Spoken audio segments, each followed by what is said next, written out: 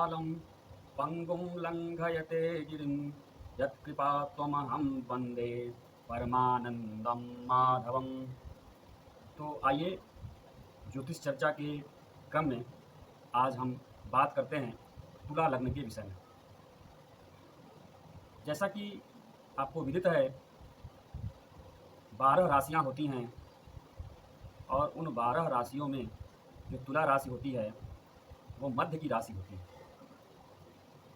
और आपको पता है कि तुला का जो रिप्रेजेंटेशन है वो तराजू होता है। और तराजू का क्या काम है? तराजू का काम है बैलेंस करना, बराबर करना। व्यापारी वर्ग की ये पहचान भी है। तराजू व्यापारी वर्ग का पहचान है। उसी प्रकार से ये तराजू या तुला हम कहें तो ये न्याय की भी पहचान है, क्योंकि न्याय करना, किसी से अन्याय न हो, इसीलिए कानून की देवी के हाथ में तुला है कि न्याय और अन्याय को अलग अलग पलड़े में तौल करके क्या न्याय है क्या अन्याय है इसको सामने के पक्ष तक पहुंचाना, प्रस्तुत करना, यही तुला राशि का कार्य भी है। तुला राशि के जो जातक होते हैं वो मूलतः व्यापारिक मानसिकता वाले होते हैं। उनके मन में विचारों की उथल पुथल मची रहती है और उनके अंदर क्या सही है क्या गलत है ये हरदम चलता रहता है। हरदम अपने अंदर उनका तुला बैलेंस करने का प्रयास करता रहता है। तुला राशि के जातक भी अपने आप को जनजीवन में, समाज में, कर्म में, व्यवहार में, परिवार में बैलेंस करने का प्रयास करते रहते हैं। स्वयं को भी बैलेंस करते हैं और सामने वाले को भी बैलेंस करने का प्रयास करते हैं। एक चीज़ और आपको विदित हो कि जरा सा भी हवा का झोंका आता है तो तुला का बैलेंस गड़बड़ हो जाता है, हिल जाता है। इसी प्रकार का स्वभाव तुला राशि के जातकों का भी होता है, तुला लग्न के जातकों का होता है। मूल रूप से अगर कहें तो जरा सा भी कुछ भी उनके अनुकूल अगर नहीं हुआ तो उनका मानसिक बैलेंस भी हिल जाता है, डिस्टर्ब हो जाता है। तो आइए अब हम तुला लग्न को केंद्र में रख करके अलग अलग भावों से संबंधित फलों के बारे में विचार करते हैं। तो तुला राशि का जो व्यक्तित्व कैसा होगा उसके बारे में आज हम लोगों ने बात की, यानी कि यह प्रथम भाव था। जो द्वितीय भाव होता है किसी भी कुंडली का, वो धन भाव होता है, परिवार भाव होता है, वाणी का भाव होता है, क्या आप खाएंगे पिएंगे इसका भाव होता है। तो यहाँ पर तुला लग्न के लिए द्वितीय भाव में वृश्चिक राशि होने के नाते यह बड़ा ही यहाँ पर एक अजीबो गरीब व्यवहार यहाँ पर दिखाई देता है। चाहे वो कुटुंब का मामला हो, चाहे वो धन संपत्ति का मामला हो, चाहे वाणी का मामला हो, एक रूटीन से अलग हट करके स्थितियाँ यहाँ पर बनती हुई दिखाई देती हैं।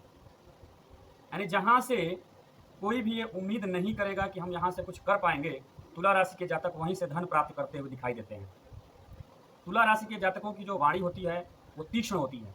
वृश्चिक राशि मंगल की राशि होने के नाते तीक्ष्णता प्रदान करता है, कर्कश दिखाई देंगे वो आपको, और साथ ही साथ रहस्य भी मौजूद होता है उनकी वार्तालाप में। धन संपत्ति और परिवार के बारे में देखा जाए तो वसीयत संबंधी समस्याएं इनको झेलनी पड़ सकती हैं। यदि अगर मंगल पीड़ित भी है कुंडली में तो यह खास तौर से चीज़ें होती हुई दिखाई देंगी। इसी प्रकार से यदि हम विचार करें धनु राशि, जो कि कुंडली के तृतीय भाव में होती है तुला लग्न के जातकों के लिए, धनु राशि धर्म की राशि है, बृहस्पति की मूल त्रिकोण राशि है, और इसका तुला राशि के तीसरे स्थान अर्थात पराक्रम भाव में होने का यह तात्पर्य है कि ऐसे लोग जो कम्युनिकेट करेंगे, किस बारे में बात करेंगे, क्योंकि तीसरा स्थान कम्युनिकेशन का भी होता है, तो इनका जो कम्युनिकेशन होगा बड़ा ही कभी इधर कभी उधर, मतलब कभी भी एक डायरेक्शन में ये कम्युनिकेट नहीं करेंगे। और इनके जो कम्युनिकेशन का जो आधार होगा वो कहीं ना कहीं धार्मिक मान्यताएं होंगी, धर्म होगा। तीसरा स्थान यात्राओं का भी होता है, तो तुला राशि के जातक यात्राएं भी करेंगे, और चूंकि यहाँ पे धनु राशि है तो बड़ी यात्राएं करने का इनके अंदर बहुत ही उत्कंठा रहती है, या इनको बड़ी यात्राएं करनी पड़ती हैं। चतुर्थ स्थान होता है आपका सुख का, माता का, भूमि भवन वाहन का, इन सब चीज़ों का स्थान होता है। और यहाँ पर मकर राशि होती है। मकर राशि कर्म की राशि है। यहाँ पर मंगल उच्च के होते हैं, मंगल एक्शन, उस चुपचाप नहीं बैठे रह सकते हैं। तो यहाँ तो चतुर्थ स्थान पर मकर राशि होने का मतलब ये है कि जो जातक का भवन होगा, भूमि होगा, वाहन होगा, उससे उसको सुख की प्राप्ति होगी। और चूंकि 10 अंक यहाँ पर है, कर्म का अंक है, तो ऐसे व्यक्ति का भूमि, भवन और वाहन उसके कर्म क्षेत्र में कहीं न कहीं योगदान अपना अदा करता है। यानी कि ये कह सकते हैं कि ऐसे लोग वाहन के माध्यम से अपनी आजीविका चला सकते हैं। ऐसे लोग अपने भूमि, भवन, वाहन को रेंट पर दे करके अपनी आजीविका चला सकते हैं। या ऐसे लोगों की जो आजीविका होगी इन सब कार्यों के माध्यम से भी होती है, क्योंकि 10वें स्थान पर कर्क राशि है, जो चतुर्थ स्थान की जो राशि है, चंद्रमा की जो राशि है, वो 10वें स्थान अर्थात कर्म स्थान में वो पड़ी हुई है। तो यहाँ पर जो तुला लग्न का जो जातक होगा वो कहीं न कहीं अपने भूमि, भवन, वाहन के माध्यम से कर्म को, आजीविका को प्राप्त करेगा। चौथा स्थान शिक्षा का भी होता है, उच्च शिक्षा का कहीं न कहीं होता है। तो ऐसे लोग शिक्षा क्षेत्र में भी आजीविका प्राप्त करते हैं, जो कि तुला लग्न के मूल लक्षण व्यापारिक वृत्ति के विपरीत बात की जाती है। और जब ये लोग अध्यापक होते हैं तो ये राग द्वेष, अनुकूल प्रतिकूल, हानि लाभ की परवाह किए बगैर अपने कार्यों को करते हैं। अब आइए बात करते हैं पंचम स्थान की। पंचम स्थान में कुंभ राशि है, जो शनि महाराज की मूल त्रिकोण राशि है। शनि महाराज इस राशि में अत्यंत हर्षित होते हैं, और चूंकि तुला लग्न में शनि महाराज उच्च के होते हैं और शनि महाराज कर्म के देवता हैं, अनुशासन के देवता हैं, न्याय के भी देवता हैं, तो जो पंचम स्थान है वो क्या दर्शाता है? वो ये दर्शाता है कि ऐसे लोग प्रेम संबंधों में बड़े अनुशासन का पालन करने वाले होते हैं। वो प्रेम तो करेंगे। पंचम स्थान संतान का भी होता है, संतान को भी प्रेम करेंगे, किंतु साथ में ही अनुशासन का भी पालन पंचम स्थान में होता हुआ दिखाई देगा।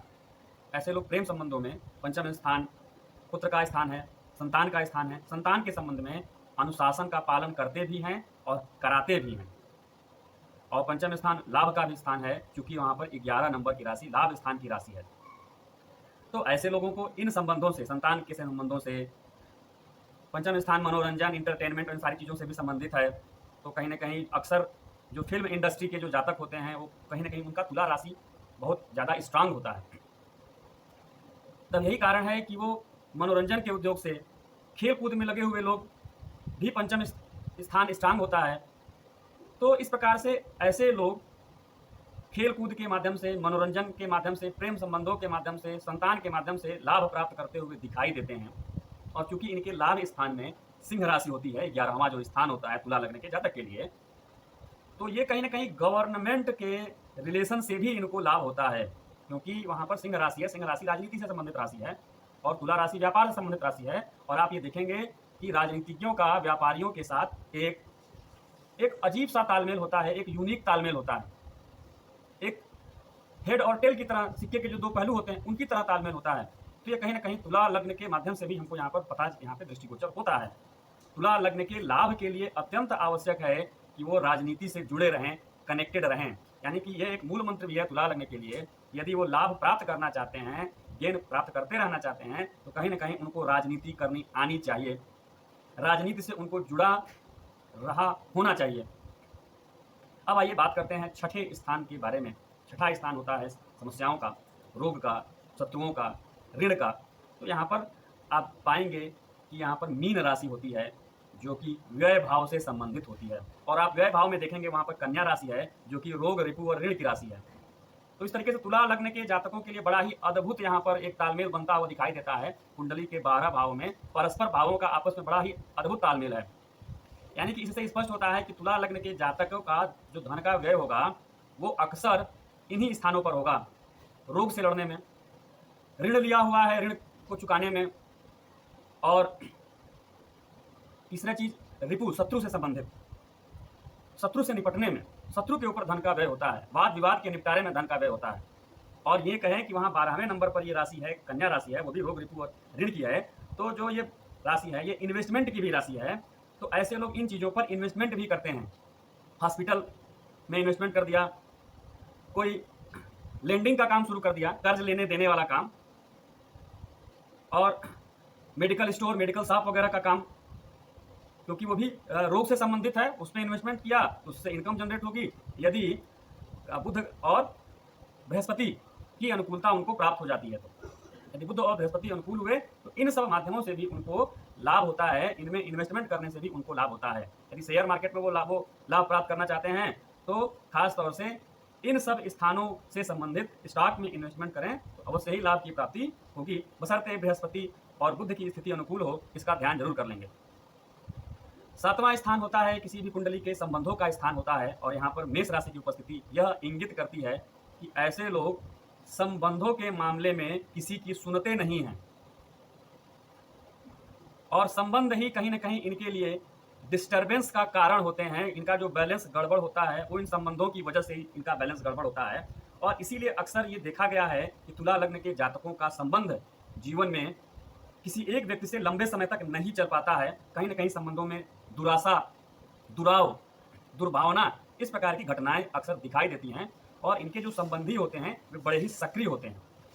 इनका पत्नी का भी स्थान है, पत्नी बहुत सक्रिय होगी, तेज दिमाग की होगी। पति का स्थान है पत्नी के लिए, पति भी एक्टिव होगा, चाहेगा कि हमारी पत्नी भी उस प्रकार से एक्टिव हो, लेकिन पत्नी का तो दूसरे प्रकार का लग्न है, वो तो बात बात में अपना बैलेंस खो देता है, ऐसा लग्न है, तो उसके साथ तालमेल नहीं बिठा पाते हैं। इस वजह से इनके जीवन में अक्सर पारिवारिक कटुता भी होती हुए दिखाई देती है।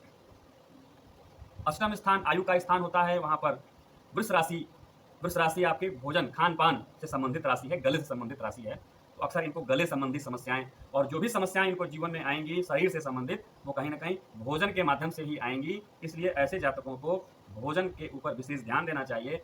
थायराइड का इनको हरदम चेक कराते रहना चाहिए, जांच कराते रहना चाहिए, खासतौर से 40 वर्ष से ऊपर के जो जातक हैं उनको। कुंडली का 9वां स्थान धर्म का स्थान होता है, और वहां पर मिथुन राशि होने के नाते यदि ये लोग युगल छवि की पूजा पाठ करें, एकाकी भगवान की पूजा पाठ करने के जगह पर अगर भगवान के युगल छवि का ध्यान करें, राधा कृष्ण, सीता राम, शिव पार्वती, जिसके प्रति भी आपके हृदय में भाव है, ऐसे युगल छवि का आप ध्यान करें तो आपको निश्चित ही भाग्योदय की प्राप्ति होगी। 9वां स्थान भाग्य का भी है। भाग्य की वृद्धि कैसे होगी तुला राशि के जातकों के लिए? वहां पर मिथुन राशि होने के नाते कम्युनिकेट करने से, मित्रों के माध्यम से, छोटे भाई बहनों के माध्यम से, और खास तौर से एक्टिव रहने से ही ऐसे जातकों का भाग्योदय होगा या होता है। 10वें स्थान के बारे में अभी हमने बात कर ही लिया है, 11वें के और 12वें के बारे में भी हमने आपसे चर्चा कर ली है। तो तुला लग्न के लिए अनुकूल जो ग्रह हैं वो है शुक्र, बृहस्पति, शनि, मंगल और चंद्रमा तथा सूर्य।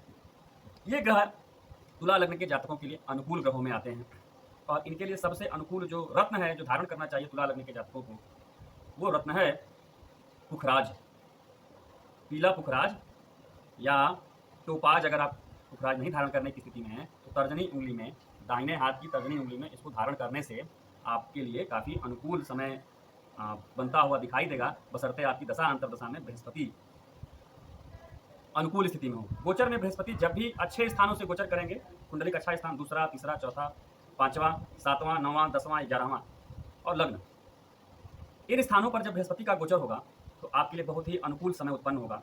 और इसी प्रकार से शनि महाराज का जो गोचर है वो भी शुभ स्थानों में होना प्रतिकूल नहीं होगा। ये तुला लग्न के जातक ध्यान से इस बारे में अपना विश्लेषण करके बताएंगे। इसी प्रकार से तुला लग्न के जातकों के लिए जो शरीर स्वास्थ्य संबंधित समस्याएं कहाँ से उत्पन्न होंगी, तो किसी भी कुंडली का लग्न और उसका 7वां स्थान स्वास्थ्य संबंधित चीज़ों के लिए बड़ा ही सेंसिटिव स्थान होता है, और खास तौर से लग्नेश जहाँ पर जाकर के बैठ जाते हैं वो भाव बड़ा ही सेंसिटिव हो जाता है स्वास्थ्य के दृष्टिकोण से। तो तुला लग्न के जातक के लिए लोअर एब्डामिनल जो भी पार्ट होता है बॉडी का, यानी कमर के आसपास का हिस्सा, वो वहां पर समस्याएं देखने को मिलती हैं, और उसके अलावा सिरोभाग में भी समस्याएं इनको आ सकती हैं। और तुला लग्न के जातकों के लिए अनुकूल रंग जो होगा वो पीला होगा, नीला होगा, लाल होगा, गुलाबी, ऑरेंज, सुनहला रंग, सफ़ेद रंग और सिल्वर कलर इनके लिए अनुकूल रंग होंगे। इनके लिए प्रतिकूल जो ग्रह होंगे, जो समस्या पैदा करने वाले जो ग्रह होंगे, वो मूल रूप से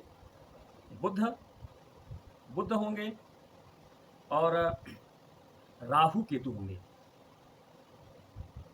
यानी कि बुध और राहु केतु जब भी गोचर में, यानी कि इनके जीवन में जो भी समस्याएं आएंगी, वो बुध के प्रभाव से तो बहुत ही छोटे समय के लिए कोई भी चीज़ समस्याएं आएंगी, और सडन जो चेंज करेंगे कौन करेंगे, तो राहु केतु करेंगे। राहु केतु का गोचर करेगा।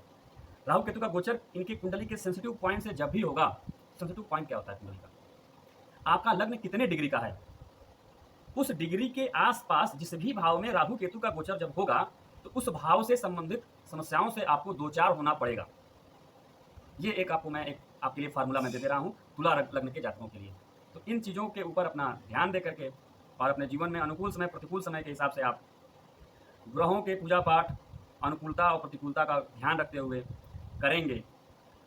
विशेष रूप से विश्लेषण कराने के लिए आप मुझसे व्यक्तिगत रूप से संपर्क भी कर सकते हैं।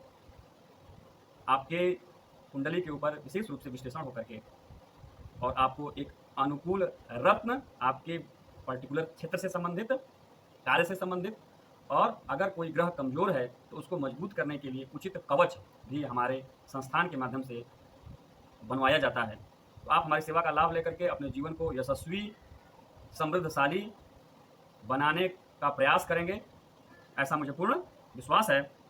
इन्हीं शब्दों के साथ मैं अपनी वाणी को विराम देता हूँ।